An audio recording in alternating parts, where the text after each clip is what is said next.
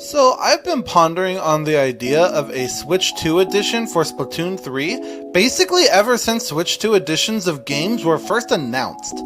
Not only that, but for about the past month or two, I've been putting together this here video, only for Splatoon 3 to actually get a Switch 2 edition. Sort of.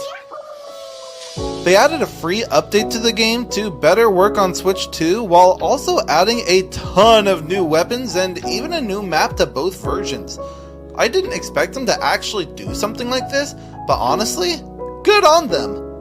But now I am stuck with a really cool story concept that has plot relevance in my upcoming Splatoon 4 project. So you know what?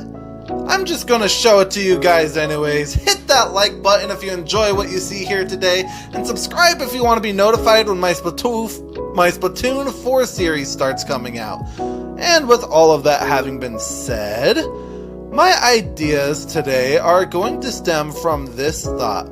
What would be a quick and easy new story mode that could be added, that could have depth, make gameplay sense within the world, but not require too many resources so we can get it out this year without taking away too much from the development of Splatoon 4, while also providing something that wouldn't feel too cheap to the fans.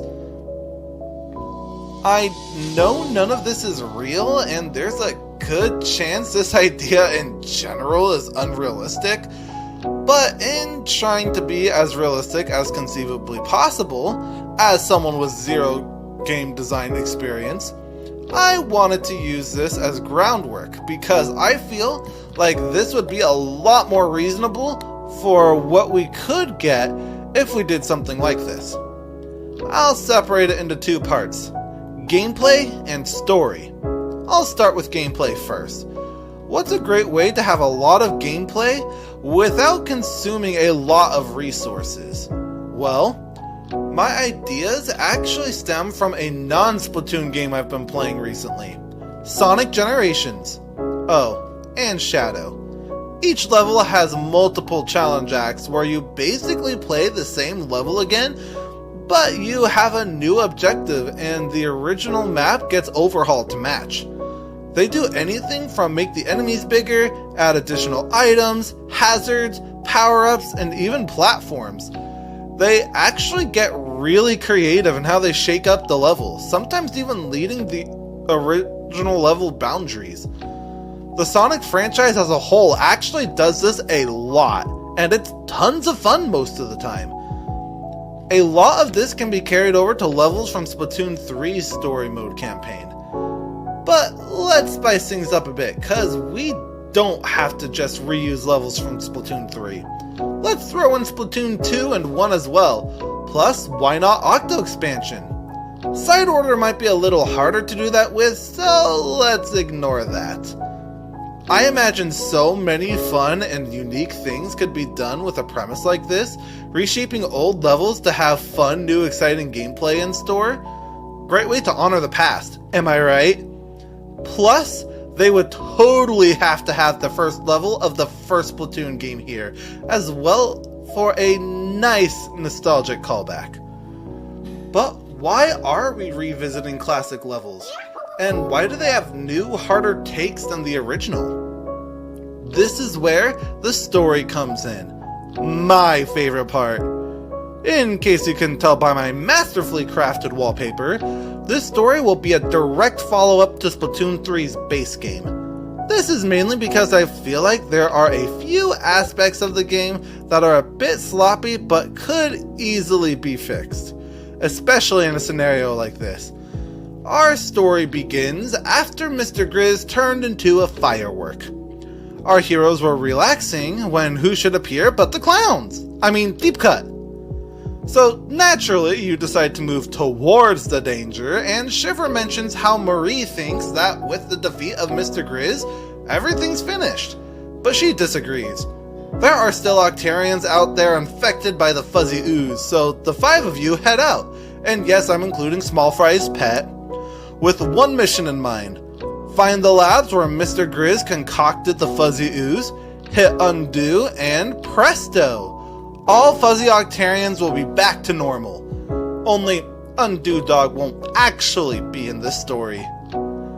So they go to enter the first level, when Orca, the AI system, in case no one remembers, recognizes you as having defeated Mr. Grizz, and wherefore now deems you a threat to Alterna, so it enters lockdown mode, preventing you from accessing the level. But suddenly, a mysterious figure swoops in and destroys the door. Everyone turns and looks at this mysterious girl and asks who she is. She introduces herself as Kira, and that she's here to free the Octarians who have been infected with the fuzzy ooze. Shiver goes to tell her that is why they're there too, but she holds up her sword to them and says that she knows who they are, that they're members of the new Squidbeak Splatoon, and that they ruined her home. She tells them not to follow or else, then takes off. I felt like this would help make sense for why we are doing harder remix versions of previous levels, because Orca is now actively trying to keep you out. Plus, there is also the introduction of this new character, Kira! Her art, and actually a good portion of her design, was created by someone named Nelger, who has also been working with me on a ton of the character designs in my Splatoon 4 concept that's coming out later this year, like I mentioned earlier. When I asked them how I could promote them, because they're awesome and they deserve it, they said that you guys should check them out on Instagram, which is the Art Studio Nelger. Link will be in the description below, as well as a link to my Patreon, for your way of being able to support me. For just $3 per month, you can see exclusive behind-the-scenes content for all of my stories and concepts, as well as see all of my videos a week early. Whenever they come around, that is. But I'll always try and make sure it's on a Saturday and to notify you guys in advance. I'll even give shoutouts at the end of my videos once I get support over there. Anyways, after completing that first level, the group makes it to a new area in Alterna where all of the levels for this portion of the story mode to be accessed. But the group also runs into DJ Octavio of all people. Octavio reveals that he's been searching for the same lab as the rest of you, and not only that, but he can detect that he's currently on the correct trail. So Octavio joins the group. I thought this would be a great way to be able to finally explore Octavio's story, especially since he appears with Cuttlefish at the Grand Festival. It's heavily implied that they want to do more with Octavio's story, and this appearance here makes it feel like something happened off-screen. We already know that Octavio and Cuttlefish were friends before the Great Turf War, at least to some extent, and so I think there's a lot more that could be explored here, even if we don't have Cuttlefish present in the story. And actually, a good portion of the game's story would probably be through the dialogue during the levels. You know, like every story mode has set us up to expect at this point.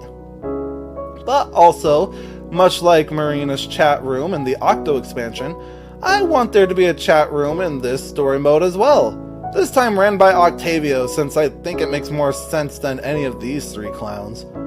I promise I do like Deepka, I just find it funny and fun to refer to them this way.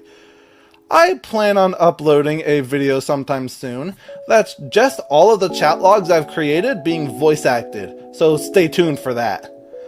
I also know that I want the final level to be an original one. Ignore the picture I have, I know that's from a pre-existing level, but it's all I've really had to work with. This original level is where you reach the no longer active lab where the fuzzy ooze is being produced. Well, was being produced. After the level, our group gets to the main control panel where Kira reveals herself. She notices Octavio and is happy to see him. She explains how rummaging through the computers has shown her how to reverse the effects of the goop and that they'll finally be able to return to getting revenge on Ingopolis. Shiver says that the Octarians should be free to choose what they want to do. Kira calls that ridiculous as they have a vendetta to accomplish and asks for Octavio's support in this, but he hesitates. Kira questions this. Octavio says that Mr. Grizz reminded him a lot of himself, and how they both felt wrong and had to change the world to make up for it. And Mr. Grizz almost succeeded in taking that world from him. time on his own made him realize that his vendetta had taken his best friend from him, and his time with Deep Cut and the player has shown him that times have changed, and that Octolings are free to be on the surface again. He still wants some sort of vengeance, which him saying that makes the members of Deep Cut roll their eyes, but he's going to get it on his own terms. Kira freaks out, stating that Deep Cut and the new Squidbeak Splatoon have corrupted him, which then leads directly into a boss fight against her. After defeating Kira, the lab begins a self-destruct sequence, so they have to leave now. The player is then tasked with repeating the previous level, only in reverse, as it's falling apart and explosions occur, as well as being placed under a time limit. Upon escaping, we get a cutscene where the facility blows and drops an ink-type mist. When it touches the fuzzy Octarians, the fuzz fades away.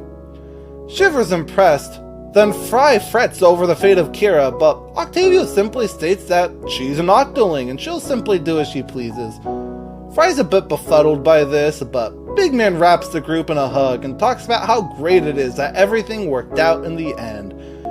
And that's everything.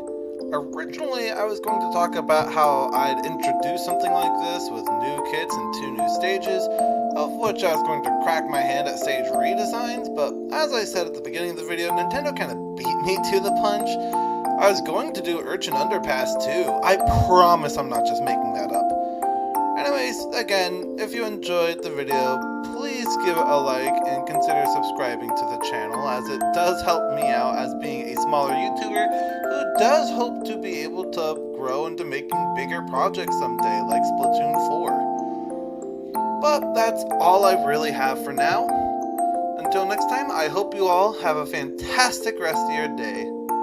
Keep dreaming.